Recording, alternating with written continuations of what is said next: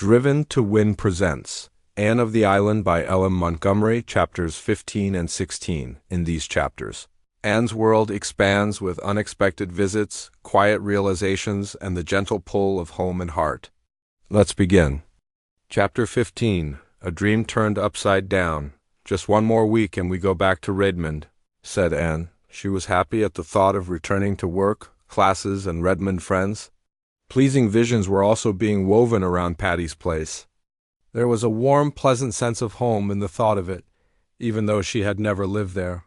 But the summer had been a very happy one, too, a time of glad living with summer suns and skies, a time of keen delight in wholesome things, a time of renewing and deepening of old friendships, a time in which she had learned to live more nobly, to work more patiently, to play more heartily. All life lessons are not learned at college, she thought. Life teaches them everywhere. But alas, the final week of that pleasant vacation was spoiled for Anne by one of those impish happenings which are like a dream turned upside down. Been writing any more stories lately? Inquired Mr. Harrison genially one evening when Anne was taking tea with him and Mrs. Harrison.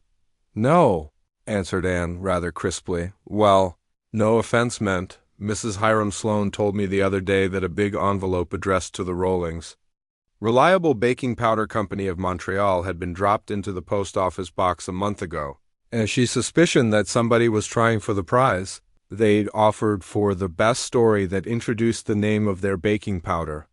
She said it wasn't addressed in your writing, but I thought maybe it was you. Indeed, no. I saw the prize offer, but I'd never dream of competing for it. I think it would be perfectly disgraceful to write a story to advertise a baking powder. It would be almost as bad as Judson Parker's patent medicine fence. So spake Anne loftily, little dreaming of the valley of humiliation awaiting her.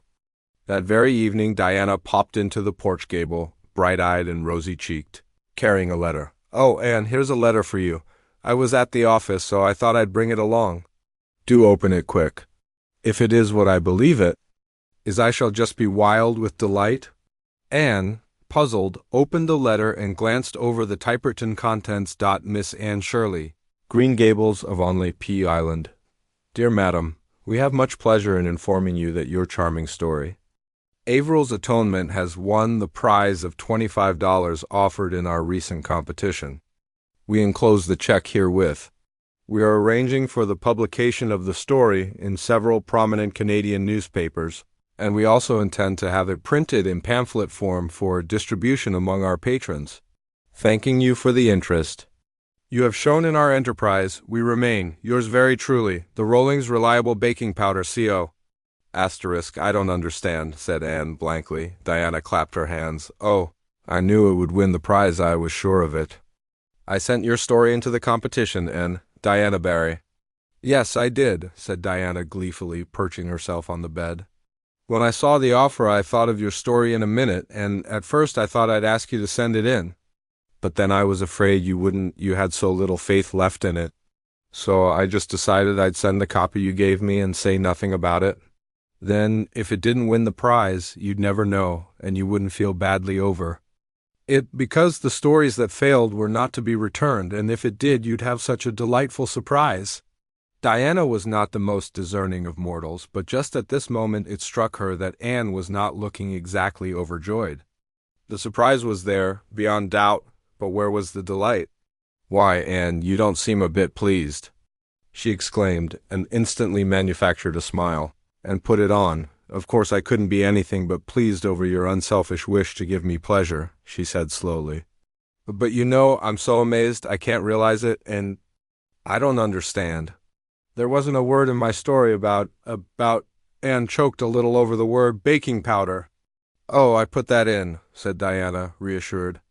It was as easy as wink, and of course my experience in our old story club helped me. You know, the scene where Averil makes the cake? Well, I just stated that she used the Rollings Reliable in it, and that was why it turned out so well. And then, in the last paragraph, where Percival clasps Averil in his arms and says, Sweetheart, the beautiful coming years will bring us the fulfillment of our home of dreams, I added, in which we will never use any baking powder except Rollings Reliable. Oh, gasped poor Anne. as if someone had dashed cold water on her. "And you've won the $25, continued Diana jubilantly. "Why, I heard Priscilla say once that the Canadian woman only pays $5 for a story," and held out the hateful pink slip in shaking fingers. "I can't take it. It's yours by right. Diana, you sent the story in and made the alterations. I would certainly never have sent it. So you must take the check." "I'd like to see myself," said Diana scornfully. "Why, what I did wasn't any trouble. The honor of being a friend of the prize winner is enough for me. Well, I must go. I should have gone straight home from the post office, for we have company. But I simply had to come and hear the news. I'm so glad for your sake, Anne." Anne suddenly bent forward, put her arms about Diana, and kissed her cheek. "I think you are the sweetest and truest friend in the world, Diana," she said, with a little tremble in her voice, "and I assure you I appreciate the motive of what you've done." Diana, pleased and embarrassed, got herself away, and poor Anne, after flinging the innocent check into her bureau drawer as if it were blood money, cast herself on her bed and wept tears of shame and outraged sensibility. Oh, she could never live this down, never. Gilbert arrived at dusk, brimming over with congratulations, for he had called at Orchard Slope and heard the news. But his congratulations died on his lips at sight of Anne's face. "Why, Anne, what is the matter?" "I expected to find you radiant over winning Rolling's reliable prize. Good for you." "Oh, Gilbert, not you," implored Anne in an et tu brute tone. "I thought you would understand. Can't you see how awful it is?" "I must confess I can't. What is wrong?" "Everything," moaned Anne. "I feel as if I were disgraced forever. What do you think a mother would feel like if she found her child tattooed over with a baking powder advertisement? I feel just the same. I loved my poor little story, and I wrote it out of the best that was in me. And it is sacrilege to have it degraded to the level of a baking powder advertisement. Don't you remember what Professor Hamilton used to tell U.S. in the literature class at Queen's? He said we were never to write a word for a low or unworthy motive, but always to cling to the very highest ideals.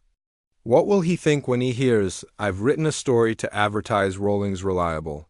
And oh, when it gets out at Redmond, think how I'll be teased and laughed at." "That you won't," said Gilbert, wondering uneasily if it were that confounded junior's opinion in particular over which Anne was worried. "The Reds will think just as I thought, that you, being like 9 out of 10 of us, not overburdened with worldly wealth, had taken this way of earning an honest penny to help yourself through the year.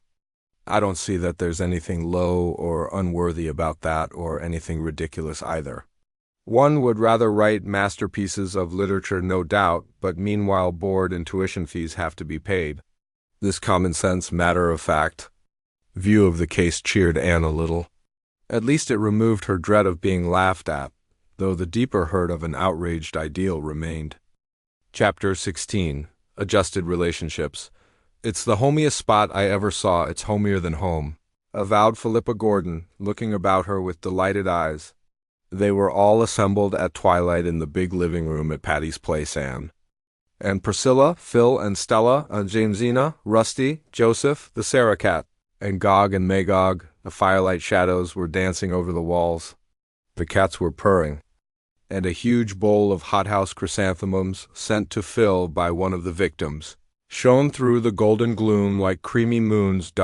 It was 3 weeks since they had considered themselves settled, and already all believed the experiment would be a success. The first fortnight after their return had been a pleasantly exciting one. They had been busy setting up their household goods, organizing their little establishment, and adjusting different opinions. Anne was not over sorry to leave Avonlea when the time came to return to college. The last few days of her vacation had not been pleasant. Her prize story had been published in the island papers, and Mr. William Blair had, upon the counter of his store, a huge pile of pink, green, and yellow pamphlets containing it, one of which he gave to every customer. He sent a complimentary bundle to Anne, who promptly dropped them all in the kitchen stove. Her humiliation was the consequence of her own ideals only, for Avonlea folks thought it quite splendid that she should have won the prize, her many friends. regarded her with honest admiration. Her few foes with scornful envy. Josie Pye said she believed Anne Shirley had just copied the story. She was sure she remembered reading it in a paper years before. The Sloanes, who had found out or guessed that Charlie had been turned down, said they didn't think it was much to be proud of. Almost anyone could have done it if she tried. Aunt Atossa told Anne she was very sorry to hear she had taken to writing novels. Nobody born and bred in Avonlea would do it. That was what came of adopting orphans from goodness knew where, with goodness knew what kind of parents. Even Mrs. Rachel Lynde was darkly dubious about the propriety of writing fiction, though she was almost reconciled to it by that $25 check. It is perfectly amazing. The price they pay for such lies? That's what, she said. Half proudly, half severely, all things considered, it was a relief when going away time came. And it was very jolly to be back at Redmond, a wise, experienced soph with hosts of friends to greet on the merry opening day. Price and Stella and Gilbert were there, Charlie Sloane, looking more important than ever, a sophomore looked before, Phil, with the Alec and Alonzo question still unsettled, and Moody Spurgeon McPherson. Moody Spurgeon had been teaching school ever since leaving Queens, but his mother had concluded it was high time he gave it up and turned his attention to learning how to be a minister. Poor Moody Spurgeon fell on hard luck at the very beginning of his college career. Half a dozen ruthless sophs who were among his fellow boarders swooped down upon him one night and shaved half of his head. In this guise, the luckless Moody Spurgeon had to go about until his hair grew again. He told Anne bitterly that there were times when he had his doubts as to whether he was really called to be a minister, and Jamesina did not come until the girls had Patty's place ready for her.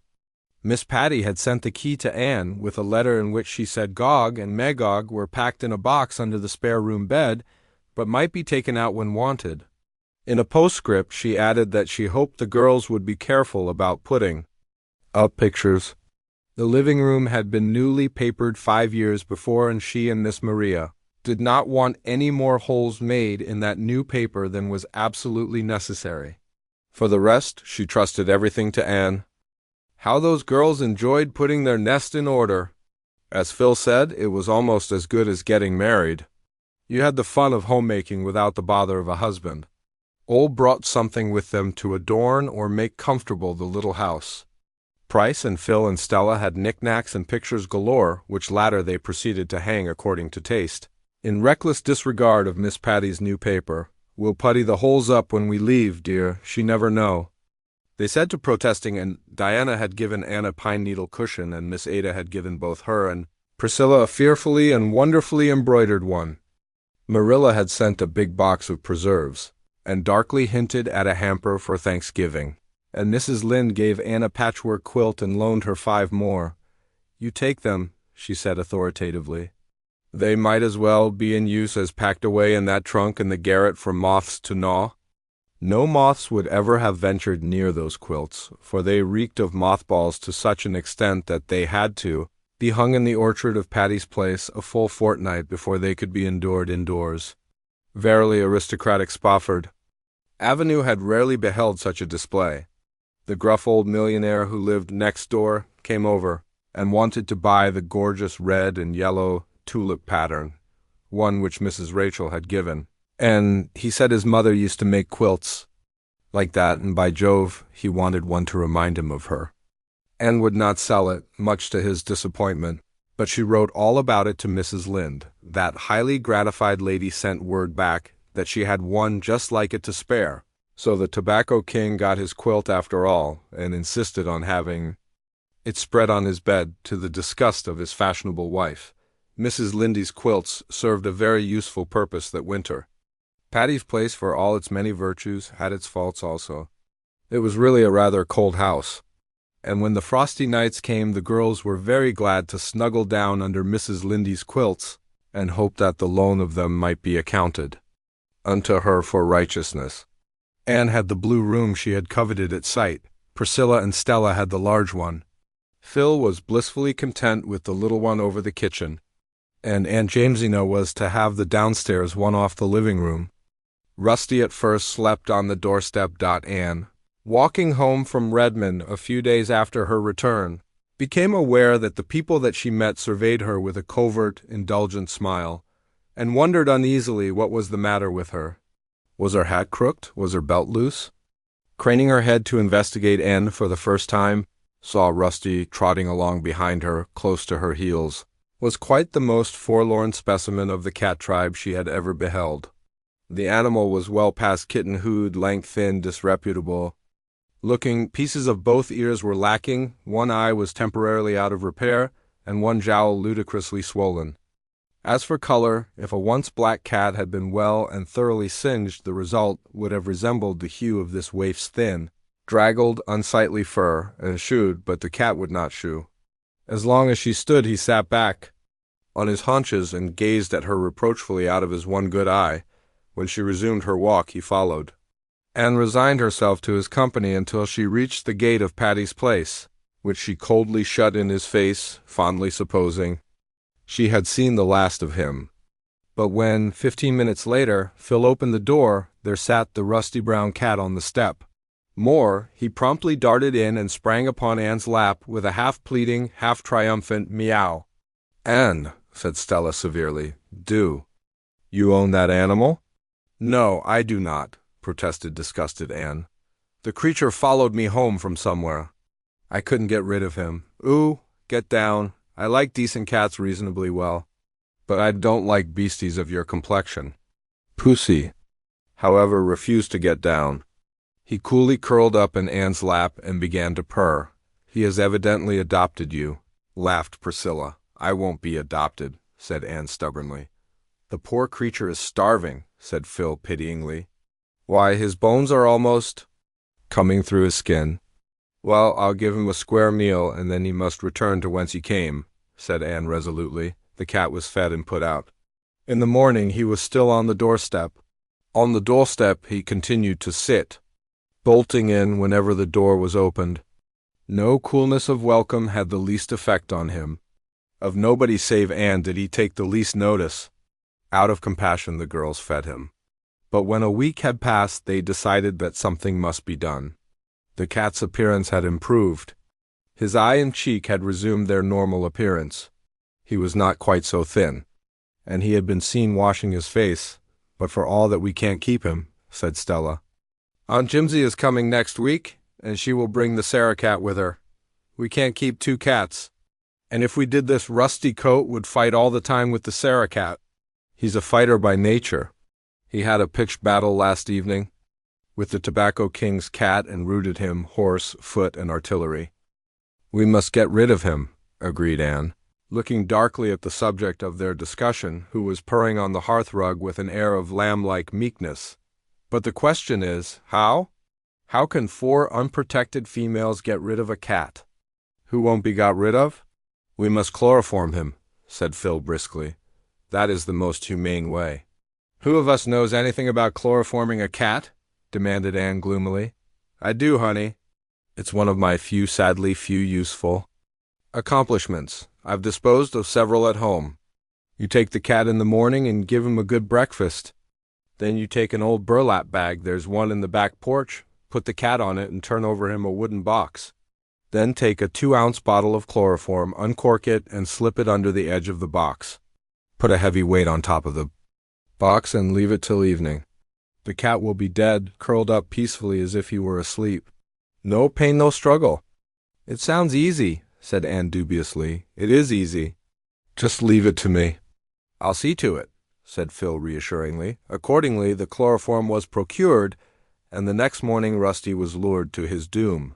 He ate his breakfast, licked his chops, and climbed into Anne's lap. Anne's heart misgave her. This poor creature loved her, trusted her. How could she be a party to this destruction? "Here, take him," she said hastily to Phil. "I feel like a murderess."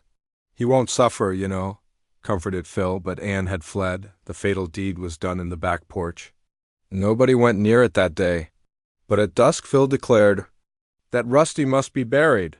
"Price and Stella must dig his grave in the orchard," declared Phil, "and Anne must come with me to lift the box off.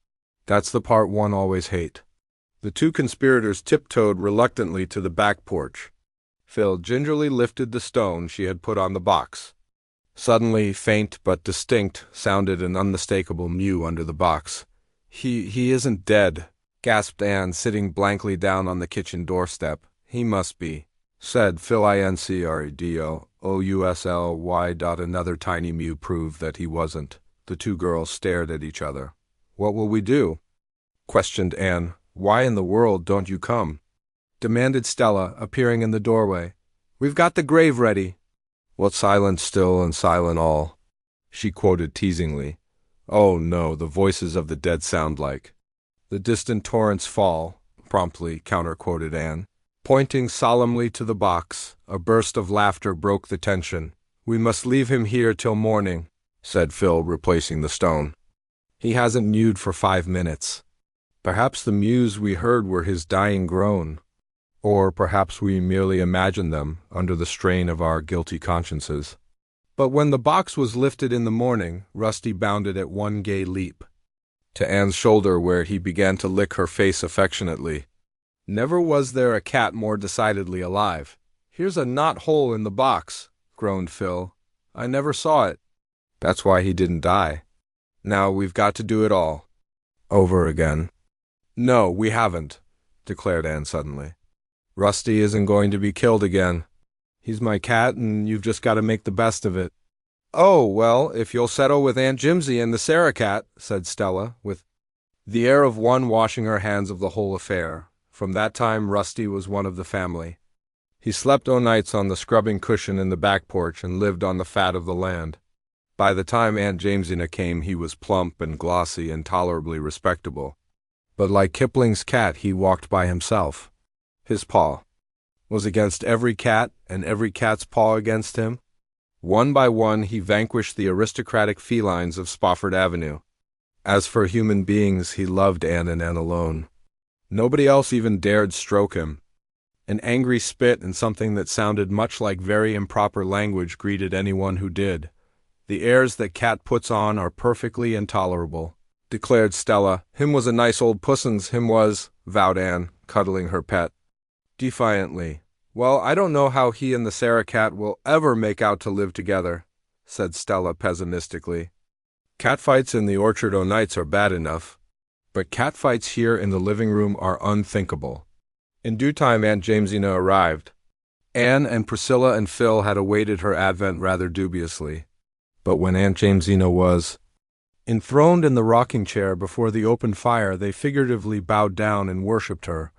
Aunt Jamesina was a tiny old woman with a little, softly triangular face and large, soft blue eyes that were alight with unquenchable youth. And as full of hopes as a girl's, she had pink cheeks and snow-white hair which she wore in quaint little puffs over her ears. "It's a very old-fashioned way," she said, knitting industriously at something as dainty and pink as a sunset cloud. "But I am old-fashioned. My clothes are, and it stands to reason my opinions are too. I don't say they're any the better of that, mind you. In fact, I dare say they're a good deal the worse. But they've worn nice and easy. New shoes are smarter than old ones, but the old ones are more comfortable. I'm old enough to indulge myself in the matter of shoes and opinions. I mean to take it real easy here. I know you expect me to look after you and keep you proper, but I'm not going to do it. You're old enough to know how to behave if you're ever going to be. So, as far as I am concerned," concluded Aunt Jamesina, with a twinkle in her young eyes, "you can all go to destruction in your own way." "Oh, will somebody separate those cats?" pleaded Stella, shuddering. Aunt Jamesina had brought with her not only the Sarah cat, but Joseph. Joseph, she explained, had belonged to a dear friend of hers who had gone to live in Vancouver. She couldn't take Joseph with her, so she begged me to take him. I really couldn't refuse. He's a beautiful cat, that is, his disposition is beautiful. She called him Joseph because his coat is of many colors. It certainly was. Joseph, as the disgusted Stella said, looked like a walking rag bag. It was impossible to say what his ground color was. His legs were white with black spots on them. His back was gray with a huge patch of yellow on one side and a black patch on the other. His tail was yellow with a gray tip. One ear was black and one yellow. A black patch over one eye gave him a fearfully rakish look. In reality, he was meek and inoffensive, of a sociable disposition. In one respect, if in no other, Joseph was like a lily of the field. He toiled not, neither did he spin or catch mice. Yet Solomon in all his glory slept not on softer cushions, or feasted more fully on fat things. Joseph and the sarah-cat arrived by express in separate boxes. After they had been released and fed, Joseph selected the cushion and corner which appealed to him, and the sarah-cat gravely sat herself down before the fire and proceeded to wash her face. She was a large, sleek, gray and white cat with an enormous dignity which was not at all impaired by any consciousness of her plebeian origin. She had been given to Aunt Jamesina by her washerwoman. Her name was Sarah, so my husband always called Puss the Sarah-cat, explained Aunt Jamesina. She is 8 years old and a remarkable mouser. Don't worry, Stella. The Sarah-cat never fights, and Joseph rarely. They'll have to fight here in self-defense, said Stella. At this juncture Rusty arrived on the scene. He bounded joyously halfway across the room before he saw the intruders. Then he stopped short. His tail expanded until it was as big as 3 tails. The fur on his back rose up in a defiant arch. Rusty lowered his head, uttered a fearful shriek of hatred and defiance, and launched himself at the Sarah-cat. The stately animal had stopped washing her face and was looking at him curiously. She met his onslaught with one contemptuous sweep of her capable paw. Rusty went rolling helplessly over on the rug. He picked himself up dazedly. What sort of a cat was this who had boxed his ears? He looked dubiously at the Sarah-cat. Would he or would he not? The Sarah-cat deliberately turned her back on him and resumed her toilet operations. Rusty decided that he would not. He never did. From that time on, the Sarah-cat ruled the roost. Rusty never again interfered with her, but Joseph rashly sat up and yawned. Rusty, burning to avenge his disgrace, swooped down upon him. Joseph, pacific by nature, could fight upon occasion and fight well. The result was a series of drawn battles. Every day Rusty and Joseph fought at sight. Anne took Rusty's part, and detested Joseph. Stella was in despair, but Aunt Jamesina only laughed. Let them fight it out, she said tolerantly. They'll make friends after a bit. Joseph needs some exercise. He was getting too fat, and Rusty has to learn he isn't the only cat in the world. Eventually Joseph and Rusty accepted the situation and from sworn enemies became sworn friends. They slept on the same cushion with their paws about each other, and gravely washed each other's faces. We've all got used to each other, said Phil, and I've learned how to wash dishes and sweep a floor. But you needn't try to make us believe you can chloroform a cat, laughed Anne. It was all the fault of the knothole, protested Phil. It was a good thing the knothole was there, said Aunt Jamesina rather severely. Kittens have to be drowned, I admit, or the world would be overrun. But no decent grown-up cat should be done to death unless he sucks eggs. You wouldn't have thought Rusty very decent if you'd seen him when he came here, said Stella. He positively looked like the old Nick. I don't believe old Nick can be so very ugly, said Aunt Jamesina reflectively. He wouldn't do so much harm if he was. I always think of him as a rather handsome gentleman. And with that, chapter 16 comes to a gentle close. In every small moment, Anne's heart is learning quietly, beautifully, what love, home, and belonging truly mean. Subscribe now and return tomorrow as her journey continues only on Driven to Win.